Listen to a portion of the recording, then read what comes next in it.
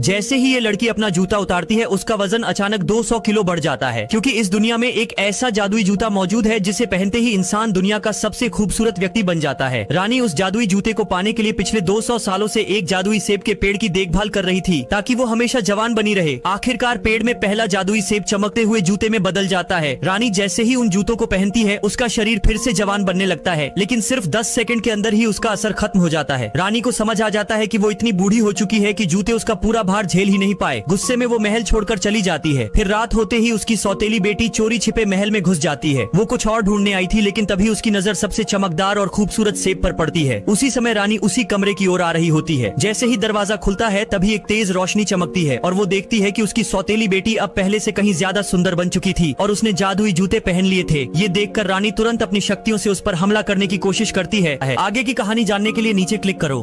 दोस्तों ये लड़की अगर 24 घंटों तक अपनी आंखें खुली रखती है तो ये पूरे 1 करोड़ रुपए जीत जाएगी। लेकिन अगले 24 घंटों तक मीडिया वाले इस लड़की को पूरी दुनिया में लाइव टेलीकास्ट करेंगे। अब प्याज काटते समय लड़की की आंखों में जलन होने लगती है, लेकिन वो अपनी पलकों को नहीं झपकती। फिर वो कुकर के 200 डिग्री भाप का सामना करती है जो कि उसके आंखों में चुभ रही थी, लेकिन फिर भी वो अपनी आंखें खुली रखती है। अब ये लड़की सड़क पर इंटरव्यू दे रही थी, तभी एक बॉल आकर उसके सिर को लगती है जिससे उसकी पलकें हल्की से हिलती है। लेकिन रिप्ले में पता चलता है कि उसकी आंखें बंद होने में 5 मिलीमीटर से रह गई। अब लड़की एक होटल में खाना खा रही थी, तभी नमक की वजह से उसे छींक आती है। उसे देखकर लाइव देखने वालों की सांसें रुक जाती है। अब लड़की 1 करोड़ जीतने के काफी करीब थी। अभी से हजारों वर्ल्ड रिकॉर्ड टूट चुके थे। हर न्यूज चैनल पर सिर्फ उसकी बातें हो रही थी। लेकिन तभी उस लड़की को भूख लगती है और वो टेबल से एक चॉकलेट उठाकर खा लेती है, जिससे उसकी आंखें बंद हो जाती है।